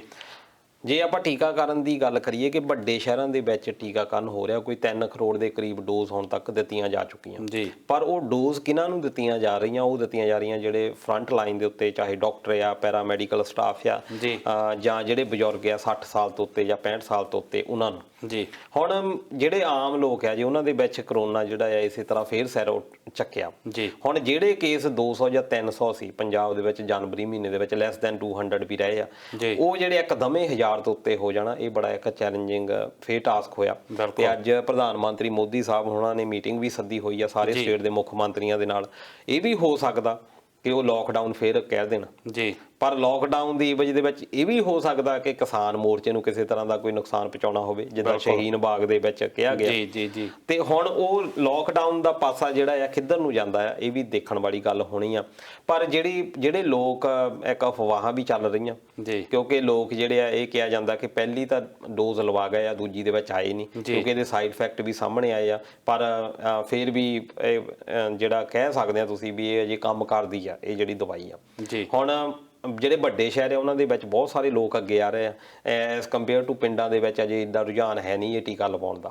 ਸ਼ਹਿਰਾਂ ਦੇ ਵਿੱਚ ਬਹੁਤ ਜ਼ਿਆਦਾ ਲੱਗ ਰਹੇ ਆ, ਉੱਧਰ ਕੇਸ ਹੁਣ ਘਟਣ ਲੱਗ ਗਏ ਆ, ਪਰ ਪਿੰਡਾਂ ਦੇ ਵਿੱਚ ਜਾਂ ਛੋਟੇ ਕਸਬਿਆਂ ਦੇ ਵਿੱਚ, ਛੋਟੇ ਸ਼ਹਿਰਾਂ ਦੇ ਵਿੱਚ ਇੱਕਦਮ ਹੀ ਫੇਰ ਇਦਾਂ ਦਾ ਉੱਠਣਾ, ਇਹ ਬੜਾ ਇੱਕ ਚੈਲੰਜਿੰਗ ਜੌਬ। ਸੋ ਬਿਲਕੁਲ ਜਿਸ ਤਰੀਕੇ ਨਾਲ ਇਹ ਦੁਬਾਰਾ ਉੱਠਿਆ ਹੈ, ਜਿਸ ਤਰੀਕੇ ਨਾਲ ਜਿਹੜੀਆਂ ਗਿਣਤੀ ਉਹ ਅਚਾਨਕ ਵਧਣ ਲੱਗੀ ਆ, ਇਹਦੇ ਨਾਲ ਇਹ ਜ਼ਰੂਰ ਹੈ ਕਿ ਧਿਆਨ ਰੱਖਣ ਦੀ ਬਹੁਤ ਜ਼ਿਆਦਾ ਲੋੜ ਹੈ। ਕਿਤੇ ਨਾ ਕਿਤੇ ਅਸੀਂ ਉਹਨੂੰ ਕਰੋਨਾ ਨੂੰ ਅੱਖੋਂ ਪਰੋਖੇ ਕਰ ਰਹੇ ਹਾਂ ਕਿ ਇਹ ਚੀਜ਼ ਨਹੀਂ ਹੈਗੀ ਜਾਂ ਉਹਨੂੰ ਉਨੀ ਗੰਭੀਰਤਾ ਨਾਲ ਨਹੀਂ ਲਿਆ ਜਾ ਰਿਹਾ, ਪਰ ਇਹਦੇ ਉੱਤੇ ਧਿਆਨ ਜ਼ਰੂਰ ਇਹ ਜਿਹੜੀ ਚੀਜ਼ ਆ ਮੰਗਦੀ ਆ। ਤੇ ਗੰਭੀਰਤਾ ਇਦਾਂ ਆ ਕਿ ਸਰਕਾਰਾਂ ਨੇ ਜਿਸ ਤਰੀਕੇ ਦੇ ਨਾਲ ਪਹਿਲਾਂ ਸਖਤਾਈ ਕੀਤੀ, ਜੀ। ਹੁਣ ਉਹ ਲੋਕ ਚਾਹੁੰਦੇ ਜੀ। ਨਹੀਂ, ਲੋਕ ਵੀ ਅੱਕ ਚੁੱਕੇ ਆ ਕਿਉਂਕਿ ਇੱਕ ਬਹੁਤ ਲੰਬਾ ਪੀਰੀਅਡ ਹੋ ਗਿਆ। ਪਰ ਦੂਜੇ ਨਾਲ ਦੀ ਨਾਲ ਆਪਾਂ ਗੱਲ ਕਰ ਲਈਏ, ਕੈਂਸਰ ਦੀ ਗੱਲ ਕਰ ਲਈਏ, ਕੈਂਸਰ ਦੇ ਨਾਲ ਹਰ ਇੱਕ ਦਿਨ ਦੇ ਵਿੱਚ ਇਹ ਰੇਸ਼ੋ ਆਈ ਆ ਕਿ ਪੰਜਾਬ ਦੇ ਵਿੱਚ 61 ਮੌਤਾਂ ਹੋ ਰਹੀਆਂ ਇੱਕ ਦਿਨ ਦੇ ਵਿੱਚ। ਇਹ ਵੀ ਇੱਕ ਬੜੀ ਚੈਲੰਜਿੰਗ ਜੌਬ ਹੈਗੀ ਕਿ 22,226 ਦੇ ਕਰੀਬ ਪਿਛਲੇ ਜਿਹੜੀਆਂ ਕੇਸ ਆਏ ਆ ਪਿਛਲੇ 2020 ਦੇ ਵਿੱਚ, ਤੇ ਹੁਣ ਤੱਕ ਜਿਹੜਾ ਆ ਕਾਫੀ ਕੋਈ 13,000 ਦੇ ਕਰੀਬ ਹੁਣ ਤੱਕ ਕੇਸ ਆ ਚੁੱਕੇ ਆ।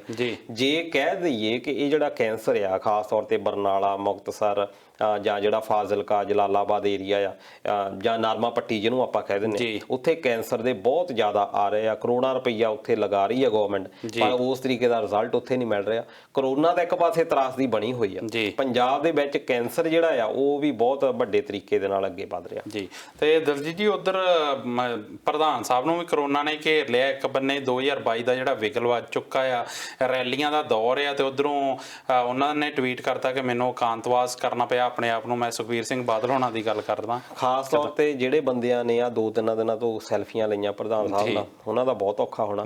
ਇੱਕ ਆਪਣੇ ਪਿੰਡ ਹੀ ਉਹ ਗਏ ਸੀ ਬਾਦਲ ਪਿੰਡ ਦੇ ਵਿੱਚ। ਵੈਸੇ ਤਾਂ ਇਹਨੂੰ ਵੀ ਕਹਿੰਦੇ ਜਿੱਦਾਂ ਰਾਹੁਲ ਗਾਂਧੀ ਵੀ ਗਰੀਬ ਘਰਾਂ ਦੇ ਵਿੱਚ ਰੋਟੀ ਖਾਣ ਜਾਂਦੇ ਹੁੰਦੇ ਆ, ਇਹਨਾਂ ਨੇ ਵੀ ਉੱਥੇ ਕਰਿਆਨੇ ਦੀਆਂ ਗਰੋਸਰੀ ਦੀਆਂ ਦੁਕਾਨਾਂ ਦੇ ਉੱਤੇ ਗਏ ਆ, ਉੱਥੇ ਜਾ ਕੇ ਕੈਂਪਾ ਕੋਲਾ ਪੀ ਕੇ ਆਏ ਹੋਣੇ ਆ। ਉਹ ਲੋਕਾਂ ਦੀ ਕੀ ਹਾਲਾਤ ਹੋਣੇ ਆ ਇਹ ਜ਼ਰੂਰ ਦੇਖਣ ਵਾਲੇ ਆ। ਪਰ ਨਾਲ ਦੀ ਨਾਲ ਜ਼ਿਲ੍ਹੇ ਦੇ ਜਦੋਂ ਡਾਕਟਰੀ ਜਿਹੜੇ ਸਟਾਫ ਹੈ ਉਹਨਾਂ ਤੋਂ ਪੁੱਛਿਆ ਗਿਆ ਵੀ ਤੁਹਾਡੇ ਇੱਥੇ ਹੋਇਆ, ਉਹ ਜ਼ਿਲ੍ਹੇ ਵਾਲੇ ਕਹਿ ਰਹੇ ਆ ਜੀ ਸਾਡੇ ਇੱਥੇ ਹੋਇਆ ਨਹੀਂ। ਹੁਣ ਕਿੱਥੋਂ ਇਹਨਾਂ ਨੇ ਕਰਵਾਇਆ ਇਹ ਪਤਾ ਨਹੀਂ, ਪਰ ਇਹ ਇੱਕ ਤਰ੍ਹਾਂ ਦੇ ਨਾਲ ਖੇਮਕਾਨ ਤੋਂ ਜਦੋਂ ਦੀ ਟਿਕਟ ਦਿੱਤੀ ਆ ਤੇ ਉਹ ਸਾਰਿਆਂ ਦੇ ਵਿੱਚ ਇੱਕ ਜ਼ਰੂਰ ਹੋਣਾ ਆ, ਕਿਉਂਕਿ ਕੋਈ ਮਾਸਕ ਜਾਂ ਕੋਈ ਹੋਰ ਪਰਹੇਜ਼ ਨਹੀਂ ਰੱਖਿਆ ਜਾਂਦਾ। ਉਹ ਆਮ ਲੋਕਾਂ ਨੂੰ ਡਰਾਉਣ ਦੇ ਲਈ ਹੁੰਦਾ। ਰੈਲੀਆਂ ਦੇ ਵਿੱਚ ਕੋਈ ਕੁਛ ਵੀ ਕਰ ਜਾਵੇ, ਇਹਨਾਂ ਦਾ ਲੀਡਰ ਵੀ ਕਰ ਜਾਵੇ ਜਾਂ ਕੁਛ ਵੀ ਕਰ ਜਾਵੇ, ਉਹਦੇ ਉੱਤੇ ਪਾਬੰਦੀਆਂ ਸਰਕਾਰ ਨਹੀਂ ਦੇਖਦੀ। ਜੀ, ਉੱਥੇ ਤੁਸੀਂ ਖੇਮ ਕਰਨ ਵਾਲੀ ਰੈਲੀ ਦੀ ਗੱਲ ਕੀਤੀ, ਉਹ 'ਚ ਤਾਂ ਵਲਟੋਆ ਸਾਹਿਬ ਦਾ ਹੱਥ ਨਾਲ ਹੱਥ ਫੜਿਆ ਐਲਾਨ ਕੀਤਾ ਆ। ਵਲਟੋਆ ਸਾਹਿਬ ਨੂੰ ਜ਼ਰੂਰ ਫਿਕਰ ਪੈ ਗਈ ਹੋਣੀ ਇਹਦੀ। ਵਲਟੋਆ ਸਾਹਿਬ ਨੂੰ ਪਹਿਲਾਂ ਫਿਕਰ ਇਹ ਸੀ ਕਿ ਮੈਨੂੰ ਸ਼ਾਇਦ ਟਿਕਟ ਮਿਲਣੀ ਆ ਕਿ ਨਹੀਂ ਮਿਲਣੀ, ਤੇ ਹੁਣ ਉਹ ਟਿਕਟ ਮਿਲੀ ਆ ਤਾਂ ਇੱਕ ਅਪਸ਼ਗਨ ਆਪਾਂ ਕਹਿ ਸਕਦੇ ਇਹਨੂੰ ਕਿ ਕਰੋਨਾ ਦੇ ਨਾਲ ਹੀ ਮਿਲਿਆ ਇੱਕ ਆਫਰ ਦੇ ਵਿੱਚ, ਕਿਉਂਕਿ ਉਹ ਕਾਫੀ ਉੱਥੇ ਵੀ ਸ਼੍ਰੋਮਣੀ ਅਕਾਲੀ ਦਲ ਇੱਕ ਘਰੇਲੂ ਵਿਵਾਦ ਦੇ ਵਿੱਚ ਉਲਝ ਗਿਆ, ਕਿਉਂਕਿ ਇਹਨਾਂ ਦੇ ਜਵਾਈ ਹੈਗੇ ਆ ਦੇਸ਼ ਪ੍ਰਤਾਪ ਸਿੰਘ ਕੈਰੋਂ, ਪ੍ਰਤਾਪ ਸਿੰਘ ਕੈਰੋਂ ਉਹਨਾਂ ਦੇ ਪਰਿਵਾਰ ਚੋਂ ਨੇ। ਉਹਨਾਂ ਨੇ ਆਪਣੀ ਵਾਈਫ ਨੂੰ ਕਹਿ ਦਿੱਤਾ ਕਿ ਉਹ ਉੱਥੋਂ ਲੜਨਗੇ ਖੇਮ ਕਰਨ ਤੋਂ, ਕਿਉਂਕਿ ਆਪ ਉਹ ਪੱਟੀ ਤੋਂ ਲੜਦੇ ਆ। ਕਿਉਂਕਿ ਪਹਿਲਾਂ ਤੋਂ ਹੀ ਇਹ ਕਿਹਾ ਜਾਂਦਾ ਕਿ ਜਿਹੜੇ ਆਦੇਸ਼ ਪ੍ਰਤਾਪ ਸਿੰਘ ਕੈਰੋਂ ਆ, ਇਹਨਾਂ ਦਾ ਰੁਝਾਨ ਜਿਹੜਾ ਆ ਇੱਧਰ ਨੂੰ ਨਹੀਂ ਗਿਆ, ਜਾਂ ਕਹਿ ਲਓ ਕਿ ਸੁਖਬੀਰ ਬਾਦਲ ਨਾਲ ਥੋੜਾ ਜਿਹਾ ਇਹਨਾਂ ਦਾ ਰਿਹਾ ਆਪਸੀ ਵਿਵਾਦ। ਤੇ ਮਜੀਠੀਆ ਸਾਹਿਬ ਦੇ ਨਾਲ ਕਾਫੀ ਇਹਨਾਂ ਦੀ ਤਲਖਬਾਜ਼ੀ ਹੁੰਦੀ ਰਹੀ ਹੈ। ਈਵਨ ਕਿ ਜਦੋਂ ਇਹ ਕੈਬਨਿਟ ਮਿਨਿਸਟਰ ਹੁੰਦੇ ਸੀ ਉਸ ਵੇਲੇ ਵੀ ਗੱਲਾਂ ਸਾਹਮਣੇ ਆਉਂਦੀਆਂ ਰਹੀਆਂ ਵੀ ਆਪਸ ਵਿੱਚ ਇਹਨਾਂ ਦਾ ਵਧੀਆ ਤਾਲਮੇਲ ਨਹੀਂ। ਉਹ ਸ਼ਾਇਦ ਹੁਣ ਇਹੀ ਆ ਵੀ ਕਿ ਇੱਕ ਤਰ੍ਹਾਂ ਦੇ ਨਾਲ ਬਗਾਵਤ ਸ਼ੁਰੂ ਹੋ ਗਈ ਆ, ਤੇ ਪੱਟੀ ਹਲਕੇ ਤੋਂ ਜਾ ਕੇ ਖੇਮ ਕਰਨ ਦੇ ਵਿੱਚ ਆਪਣੇ ਪਰਿਵਾਰ ਨੂੰ ਖੜਾ ਕਰ ਦੇਣਾ। ਉਧਰੋਂ ਸੁਖਬੀਰ ਬਾਦਲ ਹੋਣਾ ਨੇ ਆ ਕੇ ਬਲਟੋਆ ਸਾਹਿਬ ਨੂੰ, ਜਦ ਕਿ ਜੇ 2022 ਦੇ ਵਿੱਚ ਚੋਣਾਂ ਹੋਣੀਆਂ ਤੇ ਉਹਨਾਂ ਦਾ ਐਲਾਨ ਹੋਣਾ ਹੀ ਕਰ ਦੇਣਾ ਸਭ ਤੋਂ ਪਹਿਲਾਂ। ਤੇ ਇਹਦੇ ਲੱਗਦਾ ਆ ਕਿ ਪਰਿਵਾਰਕ ਜਿਹੜਾ ਬਹੁਤ ਜ਼ਿਆਦਾ ਅੱਗੇ ਵੱਧ ਸਕਦਾ। 2022 ਦੀ ਦਲਜੀਤ ਜੀ ਜਦੋਂ ਦਾ ਵਿਗਲ ਵੱਜਿਆ, ਇਦਾਂ ਦੇ ਬੜੇ ਰੰਗ ਵੇਖਣ ਨੂੰ ਮਿਲੇ, ਤੇ ਅੱਗੇ ਮੇਰੇ ਖਿਆਲ ਜਿਹੜਾ ਸਾਲ ਰਹਿ ਗਿਆ, ਜਿੰਨੇ ਵੀ ਮਹੀਨੇ ਰਹਿ ਗਏ ਆ, ਉਹ ਇਹੀ ਕੁਝ ਵੇਖਣ ਨੂੰ ਮਿਲਣਾ ਕਿ ਰੋਜ਼ ਨਵੀਂ ਤੋਂ ਨਵੀਂ ਜਿਹੜੀ ਅਪਡੇਟ ਆਇਆ ਕਰੂਗੀ। ਆਪਾਂ ਇਸ ਪ੍ਰੋਗਰਾਮ 'ਚ ਉਹ ਵੀ ਵਿਚਾਰਿਆ ਕਰਾਂਗੇ। ਸੋ ਦਲਜੀਤ ਜੀ ਹੁਣ ਜਿਹੜਾ ਸਮਾਂ ਆ ਉਹ ਮੁਕੰਮਲ ਹੋ ਚੁੱਕਾ ਜੀ ਪ੍ਰੋਗਰਾਮ ਦਾ। ਤੁਸੀਂ ਆਏ, ਜਾਣਕਾਰੀਆਂ ਸਾਡੇ ਨਾਲ ਸਾਂਝੀਆਂ ਕੀਤੀਆਂ, ਉਹਦੇ ਲਈ ਬਹੁਤ ਬਹੁਤ ਧੰਨਵਾਦ। ਦੋਸਤੋ, ਉਮੀਦ ਕਰਦੇ ਹਾਂ ਪ੍ਰੋਗਰਾਮ ਤੁਹਾਨੂੰ ਪਸੰਦ ਆਇਆ ਹੋਵੇਗਾ। ਜੇਕਰ ਸਾਡੀ ਗੱਲਬਾਤ ਚੰਗੀ ਲੱਗੀ ਤਾਂ ਇਸ ਪ੍ਰੋਗਰਾਮ ਨੂੰ ਅੱਗੇ ਸ਼ੇਅਰ ਜ਼ਰੂਰ ਕਰਿਓ, ਤੇ ਨਾਲ ਦੀ ਨਾਲ ਇਸ ਪ੍ਰੋਗਰਾਮ ਤੇ ਆਪਣੀ ਫੀਡਬੈਕ ਸਾਡੇ ਤੱਕ ਜ਼ਰੂਰ ਪਹੁੰਚਾਇਓ, ਤਾਂ ਜੋ ਅਸੀਂ ਇਸ ਪ੍ਰੋਗਰਾਮ ਦੇ ਵਿੱਚ ਤਰੁੱਟੀਆਂ ਨੂੰ ਦੂਰ ਕਰਕੇ ਹੋਰ ਵੀ ਪ੍ਰੋਗਰਾਮ ਵਧੀਆ ਕਰਕੇ ਤੁਹਾਡੇ ਤੱਕ ਲੈ ਕੇ ਆ ਸਕੀਏ। ਤੇ ਇਹ ਪ੍ਰੋਗਰਾਮ ਅਸੀਂ ਹਰ ਬੁੱਧਵਾਰ ਸ਼ਾਮਾਂ ਨੂੰ 7 ਵਜੇ ਬਿਲਕੁਲ ਲਾਈਵ ਲੈ ਕੇ ਆਉਂਦੇ ਹਾਂ। ਸਾਡੇ ਫੇਸਬੁੱਕ ਪੇਜ ਤੇ, ਸਾਡੇ YouTube ਚੈਨਲ ਤੇ ਬਿਲਕੁਲ ਲਾਈਵ ਚੱਲਦਾ। ਤੁਸੀਂ ਕਮੈਂਟਾਂ ਰਾਹੀਂ, ਕਾਲਸ ਰਾਹੀਂ ਇਸ ਪ੍ਰੋਗਰਾਮ 'ਚ ਆਪਣੀ ਸ਼ਿਰਕਤ ਕਰ ਸਕਦੇ ਹੋ। ਸੋ ਜੁੜਿਆ ਕਰੋ ਇਸ ਪ੍ਰੋਗਰਾਮ ਦੇ ਵਿੱਚ, ਆਪਣੀ ਗੱਲਬਾਤ ਕਰਿਆ ਕਰੋ, ਤੇ ਜਿਹੜਾ ਸਾਡਾ ਨਾਲ ਦੀ ਨਾਲ ਸਾਡਾ YouTube ਚੈਨਲ, ਸਾਡਾ ਫੇਸਬੁੱਕ ਪੇਜ ਨੂੰ ਜ਼ਰੂਰ ਸਬਸਕ੍ਰਾਈਬ ਕਰੋ। ਤਦ ਤੱਕ ਮੈਨੂੰ ਦਿਓ ਇਜਾਜ਼ਤ। ਤਾਂ ਪਿਆਰ ਭਰੀ ਸਤਿ ਸ਼੍ਰੀ ਅਕਾਲ।